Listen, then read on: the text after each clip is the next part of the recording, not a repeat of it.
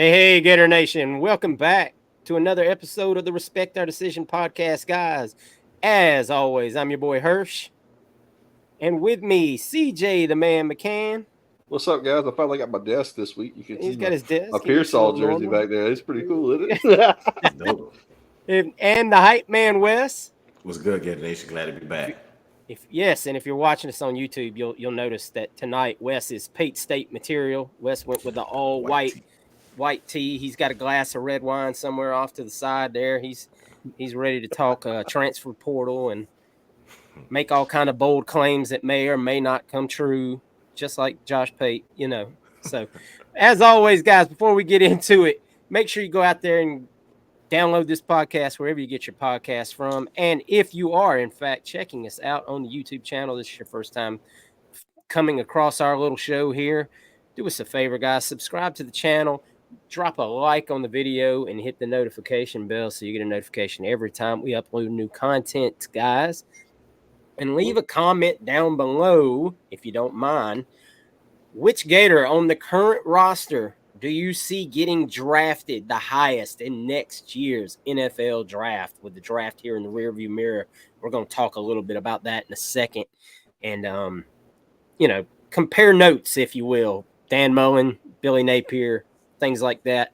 Bear with us on that. I know a lot of people are getting tired of hearing about Dan Mullen and making excuses about this, that, and the other. But we're going to use it more or less for a comparison with Billy Napier and kind of what the cabinet was like when he got here and how you build a roster maybe in 2024. But before we get to that, just a couple little, transfer portal tidbits, if you will. As of right now, the Gators stand at 84 scholarships free or taken, not free. That would be a catastrophe. That would be a Colorado kind of thing. Jason Zandamelia visited over the weekend and then announced when he left he was down to us and UCF that he would be making a decision at any given time this week. So we're just kind of in a holding pattern.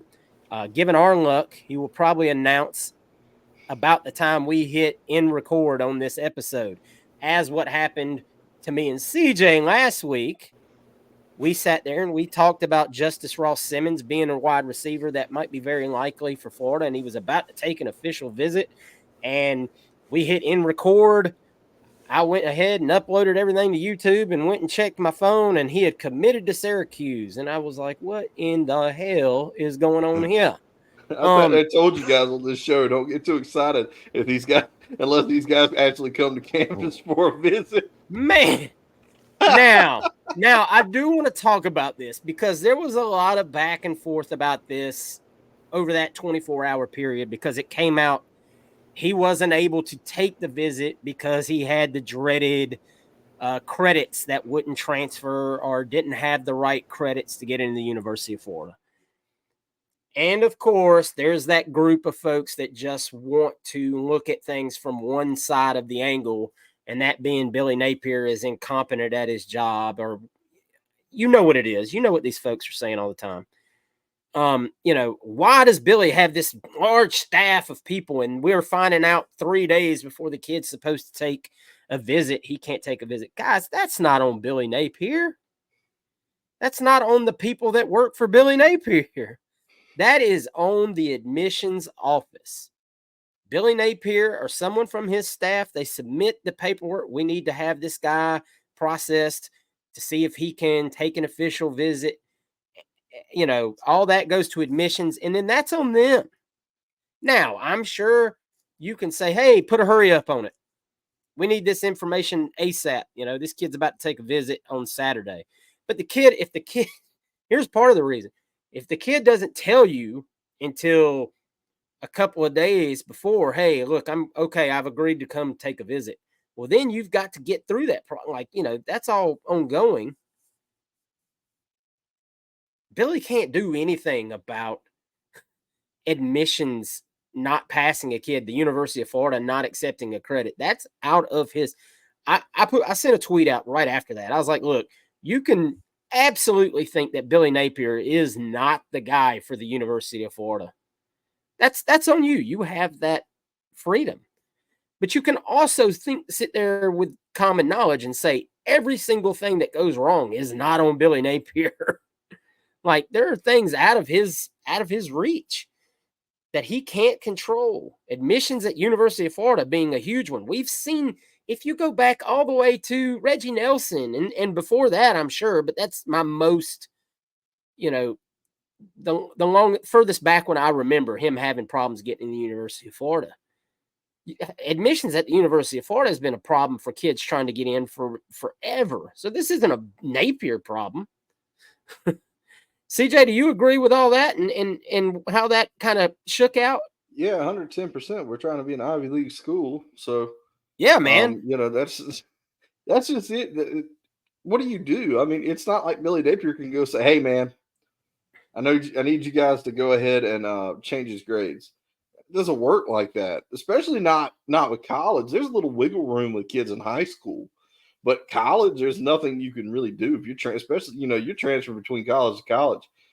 The University of Florida is, for better or for worse, a pretty premier academic institution in the United States of America right now, and a lot of the top brass in the University of Florida would like to keep it that way. Again, for better or for worse, but there's nothing Billy Napier could do about a kid's grades. You can't just like they don't pass out transcripts like candy. You can't just hey, give me all his grades, and they say, oh, sure, we'll send you an email. There's a lot that goes into a lot of this stuff, and again, you had to make sure the kid was even going to visit first before you went through the trouble of fooling with another institution and fooling with getting paperwork from their front office and everything else. And once he started to get these this ball rolling of him coming to visit, of course that's when this happened. All that got dug up, and Florida said, you're not going to be able to get in here, so if you still have that offer from Syracuse, you probably need to take it. And that's just the way it works. And again, we talked last week about Justice Ross Simmons would be a nice addition, but Justice Ross Simmons was not going to win us an extra game. Justice Ross Simmons is not going to be the reason we won or lost. He wasn't really going to affect the record a ton. It was a nice depth piece. He was a guy that was a little different than whatever else you had on the roster. But there's no world where we need to melt down about not getting him. Does it stink? Kinda, I guess, but it's not. It shouldn't be a jumping off point for anybody. You can be disappointed. I get that. I totally sympathize with you. University of Florida has disappointed me more times in my life than anybody else. But I think that you just need to kind of take a look at this in a vacuum and understand there are things that you can blame Billy Napier for. And there's a bunch of them. And I'm not going to sit here and tell you that there's not. But this isn't one of them. His army of staffers does not work in administration. They're not school teachers. They're not, bookkeepers. That's not what they do. It's about talent and making flights and all this other stuff, whatever else they do. But it's got nothing to do with grades and transcripts. That's not what this army was designed to do. It was to give a bunch of people to look at different football footage, find kids, work with nutrition, mentor kids, a little, behind the scenes coaching. This isn't anything to do with Billy Napier. Like I said, if you want to point the finger at anybody, you've got to point it at the University of Florida. And that's just the harsh reality we live in. Wes, any further thoughts on that? Nah, y'all covered and touched every base on that. I mean, you brought it all the way back to, Reggie Nelson, the beloved Florida Gators that and had a hell of a career in the NFL as well. And he couldn't get in when Urban Meyer was here, getting the top recruits in the country. So that should tell our fans something. This has been a long-standing problem, issue with getting some of the top talent that is through Mullen, through Muschamp, through McElwain, for Urban, for Spurrier. It's just what it is. I mean, it's not a lack of trying. We have a lot of issues with Billy Napier. And we'll touch on some of those moving forward, but recruiting to me is not one of those things that I have as far as a lack of effort on his part. So, but y'all touched every base. I won't dive deeply into that. Yeah, it's just I feel like sometimes we've gotten to that point going into year 3. Fan base is starving for a winning culture, to be reestablished. That we've reached that point where if we can find something to throw a tomato at, we're doing it. Like, it's just anything pops up that we can sling some more ship at Billy Napier. It's getting done. It's just, and look, you know what cures that? Winning football games. We all know that. So now we're stuck with hey, we still need a wide receiver out of this portal, and we only have one scholarship left open. I still do believe you will probably see one more guy probably announce he's gone, or maybe not even announce it. It probably is just going to be one of those things that a kid graduates or something like that, and then somebody runs a story, whether it be on 3 or somebody that so-and-so was no longer with the program. Much like we saw Ethan Pouncey enter the portal last week, and then I can't remember the young man's name that said he was graduating and moving on at that Riley point. Simmons. Yes, thank you. That's why I couldn't remember, because the young man bless his heart. I know, hey, thank you for contributing to the University of Florida, but he never did much, to contribute as far as that goes, other than the practice field, obviously. So the name out there, as we said last week, to still keep an eye on is Elijah Badger, transfer from Arizona State. Florida has had conversations with him. Big props to our man Nick De La Torre at On 3. Nick's been on the show a couple times. He did an article about why Elijah Badger makes a lot of sense for the Gators this week. It was a really good read. I urge you to go check it out if you're a member on 3. If not, that's your own prerogative there. But it also mentioned that, oh my God, Ricky Pearsall has been in contact with him, because they actually did play together for a couple of years before Ricky transferred to Florida, and Ricky has propped up the University of Florida to him and told him what all it could do for him. Obviously, in light of Ricky becoming a first-round pick on the back end of the first round. That never hurts. Never. He can sell that, and look, Billy Gonzalez, for all the slack that Billy Gonzalez catches, he develops receivers. We may not love his recruiting. I'm one of those. I'm going to tell you right now, I'm not a big fan of Billy Gonzalez's recruiting. I'm just not. Everybody, I don't think a lot of people would take exception with that. I know some will. But at the end of the day, when you look at a Brian Hartline where kids are basically forming a line to go play for this guy, you're not seeing the same results at Florida for Billy Gonzalez. Even though you do see his former players come to his defense and vouch for him and praise his name quite often. So, I mean, hey, that says a lot. Don't get me wrong. But recruiting guys that you don't have to develop quite as hard also says a lot sometimes too. Anyway, so that's going to take us, guys, because with Billy being the lone holdover, even though he wasn't quite a holdover since he left and then came back from the Dan Mullen staff, and in light of Ricky Pearsall being the only guy drafted this year from the Gator roster, we want to take some time and we want to talk about how Dan Mullen recruited, which has been obviously, even on this show, we've talked about ad nauseum about how bad it truly was, and talk about what Billy walked into, had to build, and is he building it the right way? Is he building it the way that in 2024, is it the right way to build a roster? Because obviously now there's a couple of different ways. You can do it the old-fashioned way, recruit, coach them up, develop, or you can do the FSU way, the Colorado way, the Miami way, what seems to be now, even though Miami does get a few good recruits as well. But now you're watching a lot of them transfer and bringing in 8, 9, 10 guys, even in the spring portal. I mean, that's a lot of action in the spring portal. And I mean, maybe there's an in-between, and I think that's what Billy tries to do, is just fill in the gaps with some transfers to where you actually where you're missing some people. But yeah, you look back, Ricky Pearsall gets drafted there at the end of the first round. Only Gator off the roster to get drafted. Shout out to Wes. He told us that he did not believe Kingsley had a chance of getting drafted Golly, what was that? 2 months ago when he declared or whatever it was, and sure enough, Kingsley signed with the Lions as an undrafted free agent. He was the 13th ranked center in ESPN's ratings, and there were 12 drafted, I believe you said, Wes.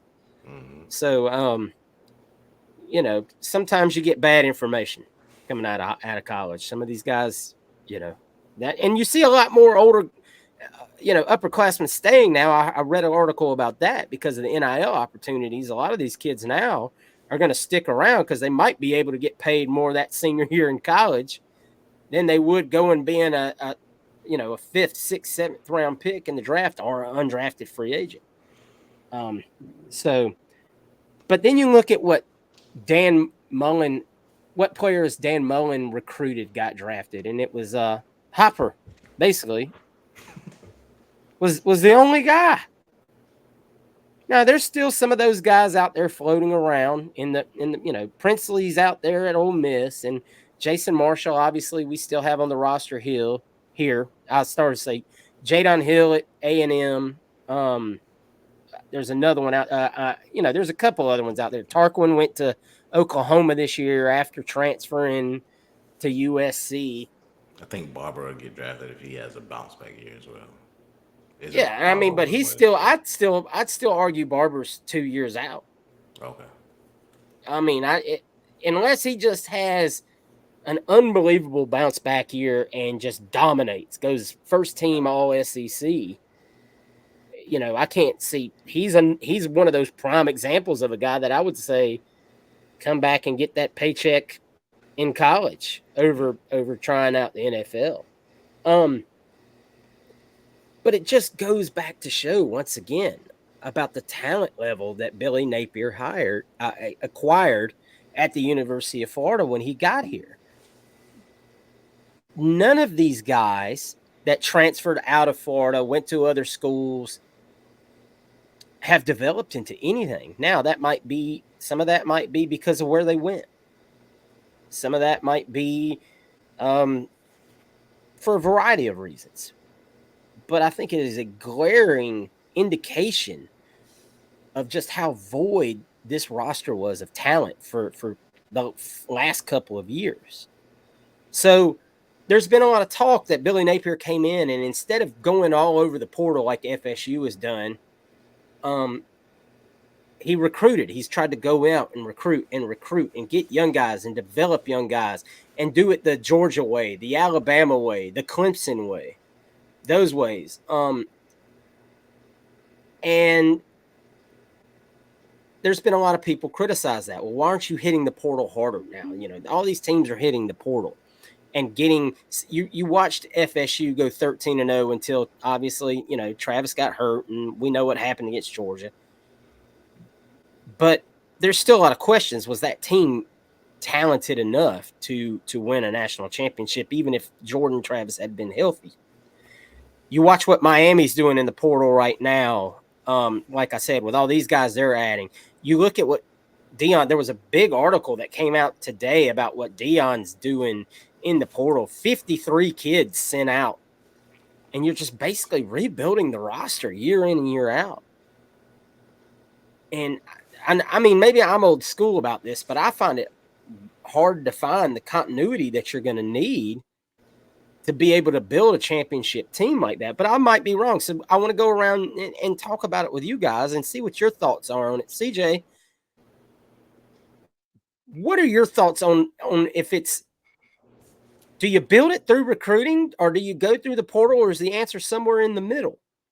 You got to think the answer is somewhere in the middle. I think that even the bigger programs now, the Alabamas and the Georgias, still not Clemson because Dabo's just not for it. But you've got to fill in somewhere because roster retention right now is extremely hard, especially if you're not winning. So even if you do recruit well, you run the risk of having a really talented room, and then you've got a second string guy that's like, man, I could go start somewhere, and then he takes off, and now all the work that you've done recruiting has gone out the window. It's somewhere and you got to have some kind of happy medium here. You got to, and I think that Florida has tried to do it that way because of what we've seen, who we brought in. Like, we really don't just go shopping in the portal for positions that are just like, ooh, look, shiny. You see some teams that are like, oh, we've seen with Ole Miss, Georgia's doing it, where it's like, hey, look, there's a quarterback over there, let's go get him, and you really don't need that. Or we would see every time any player of any position would enter the portal, there's a swarm of fans from every fan base, and ours included, that it's like, hey, at my head coach, go get this guy, not even considering what else we have you have on the roster at Or the if he's a time. scheme fit. Is he a scheme fit? Is he a culture fit? Does he want to come here? A lot of the big name too, and then you got to look at a lot of the big name talent that enters the portal already know where they're going once they hit the portal, because they've already been recruited by somebody else. When you could sit here and yell, well, that's tampering, they're not supposed to do that. Well, that's fine and good. There's a lot of things that people aren't supposed to do, but they do anyway. So you just kind of gotta look at it that way. And Florida's guilty of it. We've done that before. All the programs have. I'm not saying we don't. I'm not saying we're like, oh, we're too good for that. That's not what I'm saying. Are we champions of it? Are we the first in line? No, but it still does happen. But I think that you really are doing the most of your work has to be through the recruiting ranks. That's where you're going to get most of your kids, because you can at least recruit and fill a roster. With the transfer portal, it's kind of it ebbs and flows. You're not really sure what you're going to get out of the transfer portal every year. You can have a transfer portal one year that's loaded for bear with wonderful quarterbacks, and that's all well and good, but the next year they're not there. In the next year you look at it and you got a bunch of guys that have never played, a bunch of guys that are old seniors that couldn't hack it, that got their job taken. And do you really want any of those guys? It's just it's a really it's almost I think that we're really not going to have a good idea, and this sounds like a cop out, but I think we're going to need at least 10 years of solid data to really understand what the place of the transfer portal is, because even the teams that have won national championships in the last few years of the portal are teams that recruit their players and develop their players. Even Michigan won a national title. Michigan doesn't have the best recruiting classes in the world. They're not bad. They don't stink, but they're not Georgia, Alabama, Ohio State level recruiting classes. They went, but they recruited their players that fit their scheme, and they coached them up, and they won a national championship doing that. It just depends on what you like to do. It's going to depend a lot on what kind of program you are. Do you have a leg to stand on when it comes to recruiting? Or do it just depends on, what Florida needs to do and what UCF needs to do are two different things. So we look at UCF. I think that if I was coach at UCF, that would be my goal. Or if I was the coach at USF, or I was the coach at Florida Atlantic, I would be banging the door on the transfer portal constantly, because I could get kids from Power 5 schools that would have never considered my program early on because they wanted to go to a Power 5 school. Now they're solid enough players. They're decent. You can go win here and go win, a mid-major championship with a team full of those guys. But with Florida and Georgia and these other schools, it just doesn't make, a whole lot of sense to take a bunch of guys that couldn't hack it somewhere else, I mean, to come to another school where the competition is just as tough, if not tougher. So it's really just based on, I think it's just going to go year by year, what you think you're going to need for the year. Florida went in and got 3 safeties because we really needed safety help. We needed experienced safeties because we didn't have any. We saw what not having any experienced safeties did to us last year. I think that is the best way to use the portal in football is to just really supplement your roster with positions of need to get experienced talent in that room. They probably aren't going to be home runs, but if you can get a couple of singles and a couple of doubles or even a sacrifice bunt, those kind of guys just to help you get across to, develop the guys behind them or recruit somebody else. I think that makes a lot of sense for us. But I think you still look at it as recruiting is king because it's a lot easier to just not hire 1 year mercenaries to come in and play a year for you, that have their own goals in mind. You have these guys who come in, basically sign a year contract, and they're there to play to get paid now, maybe get to the NFL, and then you see what happens when everything falls apart. You end up like Florida State, and all those kids say, "Okay, well, we did our job. No national championship for us. We're done. We're going to go ahead and go get ready for the draft. Good luck in your bowl game." Is that what we really want? Is a team like that that's just really not at all playing for? Mercenaries. Yeah, you're just a team full of mercenaries. Is that what you want? If the ends justify the means, sure. But if the ends don't, then you're stuck there with your cock in your hand, and you're just looking like, what the hell happened? So I think it's a hard balancing act. And like I said, I think that you're still it's still new enough to know to go, we really don't know how this is going to affect everything. Then, too, you could make the argument for Florida State, if we have the college football playoff that we're going to adopt now, those guys don't leave and they play. You don't have to worry about, just missing a 14 playoff and a bunch of guys, checking out on you.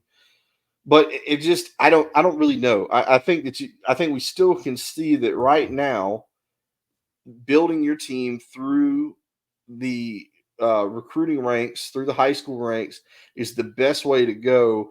But definitely, the portal is gaining traction as a real viable way to win in college football. And it won't surprise me if we don't see before too long a team really win a national championship on the back of the portal. I don't know if it'll be this year, but I know that somebody's going to be able to do it because we saw teams get close. So I think that it's just kind of a balancing act. We need a few more years to see what's going to happen. Now with an expanded playoff, I think everybody's just going to be fighting to get a spot. So whatever you can do to be one of those teams now is probably the route you're going to go. Yeah. Before you give your takes, because I know you've got some things to add. The one thing that you can't do in this equation, like what Billy's doing, though, is lose some of those games we lost down the stretch last year because, you were on the precipice of adding a Xavier Filsaime to the class as well. Some of those guys you lost, you're not accounting for in your grand scheme of things of building through recruiting. Your building through recruiting model is we're going to go out and get elite recruits, develop them, and coach them up, and then have them ready to play. And then you don't win some games that you should have, won. You lose those guys, and now, like you said, you're sitting there holding it and missing on a few key components that would have really made the class elite. But now you're looking at it as, oh, it was just a top 15 class, nothing special in the SEC. Wes, I know you got a lot of thoughts on this, so I'm gonna let the floor be yours now. I can address Mullen in this as well as some people are Yeah, comparing. Yeah, whatever okay. your thoughts are. So to your original point, your original question about how should you go about doing things, I've been on record of saying this before. I think we should the NFL model, and I like the way CJ's team does it as far as the Green Bay Packers.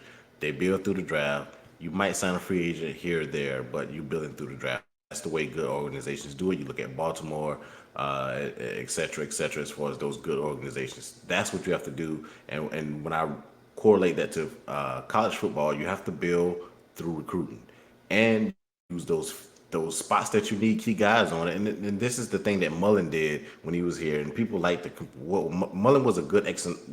Nobody would discredit Mullen as far as his X's and O's. McElwain left Mullen a lot of good players, and we saw those good players as far as Kyle Pitts, and we saw what Kyle Trask did, and Tony. certain these other guys. But he got some guys, some fillers in the portal as well with Trayvon Grimes, Van Jefferson, Jonathan Grenard. Those guys were key fillers that wasn't there that we needed to supplement those key positions, receivers, a rushing the passer. If you need a rush and a passer guy, you do that and you get somebody. If you need a left tackle, which is hard to get offensive linemen in the portal, same thing in the NFL with free agency. You're not going to, if he's a great at left tackle, nobody's giving him up. He's not going to be a free. They're going to pay that guy. So you can't get those type of guys there. So when people are looking for these specific positions that, hey, why we can't get this guy in the portal? Because they're not available. Because that school is going to pay that guy or that NFL team is play that left tackle to be there. So you might get a receiver from maybe one of these local, like we were looking, maybe Colorado State or Coastal Carolina, somebody that's not at a Power 5 that's trying to step it up and say, hey, I think I can play at this level and I want to show that I can be there. So you might get those type of guys, but we can't compare what Mullen did to what Napier is doing now, because Mullen was left a lot of guys. Mullen didn't recruit Kyle Pitts. Mullen didn't recruit Kyle Trask. He was those guys that showed up on the field. Chauncey Gardner, the best nickel corner that we've had, since maybe Brian Poole back in the day with Muschamp. So those are the things that, to me, when people try to correlate that Mullen was gifted a lot of talent from McElwain. A lot of those 3 stars and 4 stars.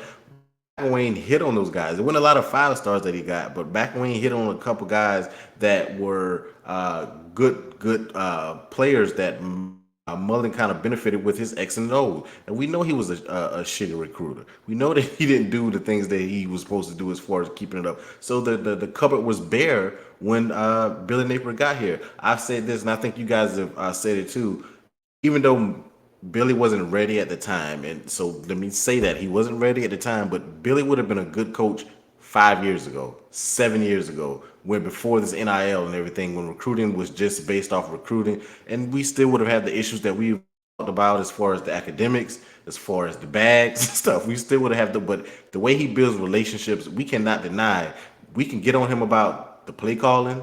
We can get on him about situational football, about the last 2 minutes in the first half. Why is he running the ball when we can probably get 3 points here? We can get on him about all things, but as far as building relationships and trying to get these guys in, is not his problem as far as recruiting. And then when it comes to the transfer portal, as I've said not so long ago, it's not, you can't build, it's not sustainable. I'm a Washington Redskins / Commander fan. I've gone after big name after big name after big name free agent, and it's not worked out. Thank God I got a new regime as far as owner and all that stuff going on, but it's not sustainable. You go off these big names, and let's see how Florida State does now when all those guys are gone.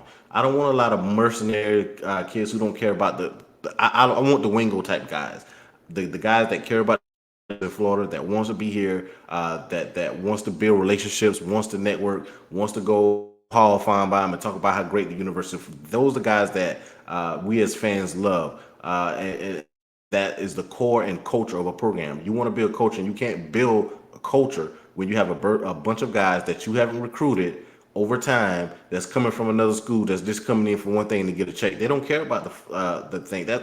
Why do you think Florida State didn't play against Georgia in the bowl game? Because they didn't care. If that was me, if that was CJ, if that was Hirsch, we love football. We love the University of Florida. We would have had our ass on the field playing against the University of University of Georgia, because we love the university. They had so many guys that came in worse than they did. They had a whole bunch of guys that came in, was trying to get to the NFL. They didn't care about, hey, we can set a record here. We can be the first team in Florida State history to do this, to do that. They didn't care about it, so they didn't show up and play. So if you want that type of thing, then have that. But that's not sustainable. You might get 1 year, and you got to understand they played in the ACC as well. That's not going. If they were in the SEC, if we swap conference with them, do you think they would have went 13? I mean, what is it? 12-0? No, they wouldn't have gone. That wouldn't have happened, especially with the schedule we have this year. You think that's going to happen? No. So it's not sustainable to build through free agency, which is what the portal is. You have to draft / recruit, which is what we do in college. Also, to me, that's the key. You have to recruit, build your culture with guys that you can build up, that you can develop, and then when you have, okay, I need a guard. Let me go get a guard. We need a slot guy. Let me get a slot. We need one more corner. I think our slot and our nickel or our star, gonna call it, and our other corner, Devin Moore is good. We need somebody to play opposite Devin Moore. We need a safety, somebody that can show up and communicate in the secondary. That's what you do with that. With the you don't get 10, 12 guys that you counting on starting on your team. That's not sustainable. That's not a success. In my opinion, I could be wrong. I could be proven wrong, but in my opinion, that's not a way to sustain success in college or in the NFL as for a successful franchise. And what we all say, the model is switching. This is not amateur sport anymore. These guys are getting paid. You have to run it like a professional team, and you have to be a CEO, and you have to look at it like you have a salary cap because you can't pay certain guys what you playing. Let's say we still have Trevor Etienne. You can't play. This back that coming out as a 5-star more than Trevor. Trevor's getting over 20 touchdowns and 2,000 yards in the season. You have to be able to manage that, and to me, this is a harder job. That's why I said 7 years ago was a good fit for the University of Florida, but with all this other stuff going on and the ever evolving of it, you learn new things and doing things every day. But because we've been so bad for so long, it's hard to get it. So, but that's how I feel about it. Yeah, a lot of what you said is kind of right where I am with it. With building through the draft is a very good analogy as to recruiting. But I understand a lot of fans' point of view about it now is like you have the resources, you have the ability to go out and get being maybe a little bit more aggressive at getting a guy that makes a difference out on the field season to season, as far as excuse me, as I stutter all over myself there, instead of just going out and getting complementary pieces, guys that are just going to, the one playmaking difference guy that I would say we've got out in the portal, aside from Osiris and Johnson, obviously, that came in from Louisiana, is obviously Ricky. Well, and Ricky got drafted. But other than that, this year, still yet to be proven, we haven't gone out and gotten any kind of guy that the fan base was like, oh my God, yes. I am super excited to watch that guy go out and play this year. Yeah, I mean, we're excited to watch some of these guys. I mean, I'm really excited to see what Asa Turner brings to the safeties position. Pup yeah, and Pup Howard, and some of these are a little different. These guys, like, that recruit that you were initially recruited and then you grab a year later through the portal, yes, obviously they are transfers and they matter, but you talked about the guys at like Eastern Carolina and stuff like that. These guys looking for a bigger payday because they have proven or shown that they have the skill set that they can play with the big boys. Maybe they were overlooked coming out of high school, but now they've put up good numbers. They put up 1,000-yard season on the ground or through the air, whatever have you not.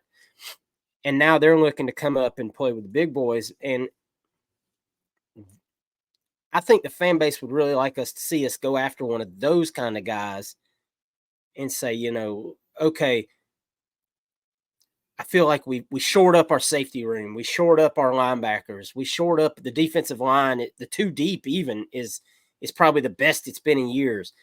But man, it's Trey Wilson and a bunch of guys at wide receiver. Now, let's think about that though a little differently. We were all excited 2 years ago with the haul of Trey Wilson, Andy Jean, Aiden Mizell. So right now you've got Trey Wilson, star, and 2 other guys yet to be proven. Aiden Mizell, I mean, he might play really well this year. Andy Jean can't stay healthy. So I think we went and got the guys that excited the fan base, but just like you never know with the transfers, they just haven't panned out quite yet. So it's just a real damned if you do, damned if you don't kind of situation when it comes to that. But I understand Billy's mentality because he came up through Clemson and then Bama. He watched both of those teams under 2 head coaches that were really good at their crafts, building, recruiting their, Clemson obviously didn't recruit obviously at the level Bama did, but they developed every guy that stepped on campus into being a good ball player. And he's seen the model, and I think that's what he's trying to emulate. But back to Wes's point, could it be wrong time, wrong place? You come in just as NIL hits. We have some gaps with our NIL structure and whatnot. And I do feel like the University of Florida is on the cusp of really making some headway with fixing a lot of that. There's a lot of laws that are about to change. Florida's battling that on a whole different front. It seems to be from people that have gone to the meetings and things like that they're really pushing Florida victorious at a whole nother level now than even before. So that's one of the things, man. If you want some of these guys, that's another factor that we have to keep in mind is we're only as good as the money that we have in the bank. And we've documented how that could be a struggle as well and versus other teams. And I'm not going on a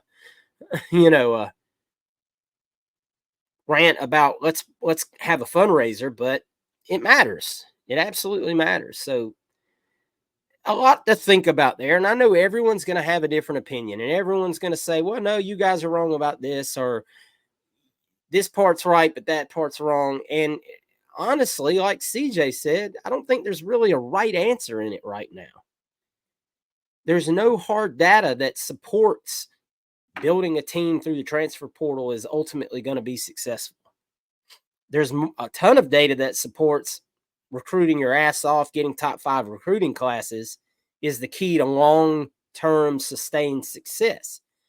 But that was in a previous era. Now the era has changed.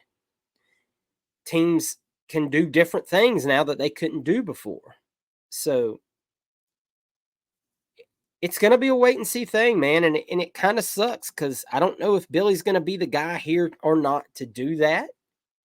I know we all hope he is because nobody wants to see another losing season. We want to see a successful season that leads to a season after that with DJ Lagway taking the reins and, possibly some great playmakers around him to make plays. We feel like we've already seen that in the running back room. Now we want to kind of see some receivers too, but I don't know, man. It's weird times in the college football landscape, and it's kind of a one day at a time, one season at a time, kind of take it as it goes, see what laws change from this year to next year, and what new stuff gets implemented and what NCAA rules get changed if NCAA even makes it through another year.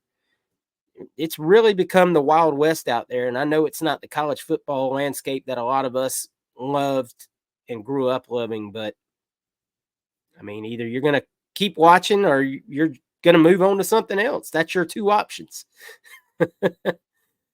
All right, guys, that's going to do it for this week's show, man. Not a whole lot going on recruiting-wise.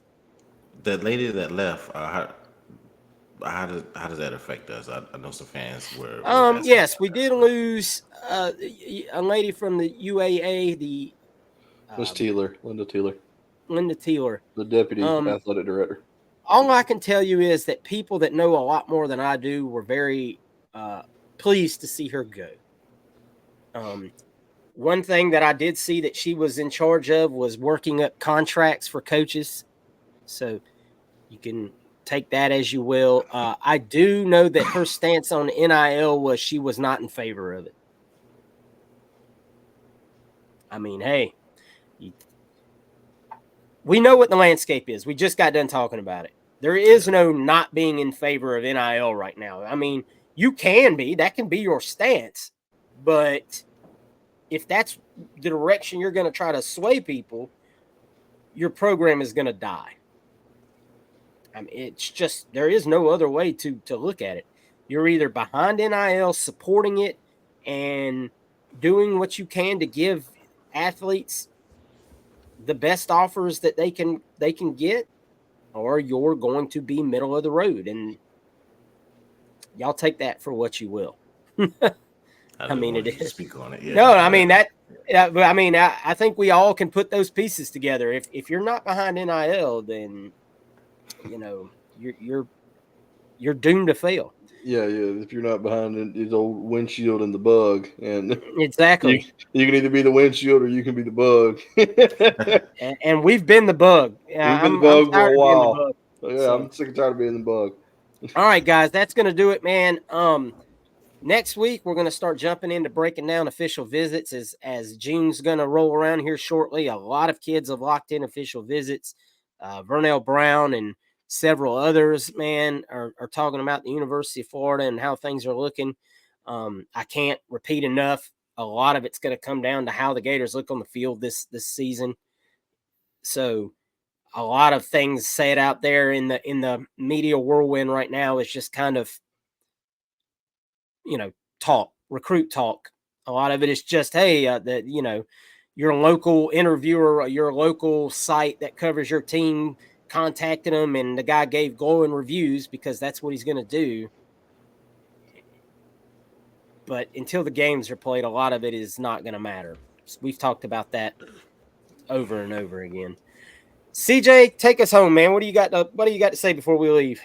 Just thank you guys so much for supporting us as creators, supporting the YouTube, supporting the Facebook, the Twitter. Check out all our sponsors, our friends, Florida Victorious. Use our code. Again, we talk about every week. They're doing a lot of really, really immersive stuff for their members. If you want to find out more about that, you go to their website, check that out. But definitely trying to keep the ball rolling, as we've talked about. Is NIL is super, super important right now. And then speaking of NIL, our friends at Alma Mater, use our link there. They've got all kinds of player branded stuff that helps NIL. Their jersey programs, they've got T-shirts and all kinds of things that the players have put their stamp on that funds them. So it helps them out as well. You're not just getting a cool Jack Caglione shirt. You're also, funding his NIL effort, which is important for players like that. So thank you guys so much for that. Have a good week. Good luck to the Florida Gators baseball team playing Tennessee. We could really use a series win. We haven't won a series in a while. We could really use one bad in our efforts to try to make this tournament. We keep sneaking one away.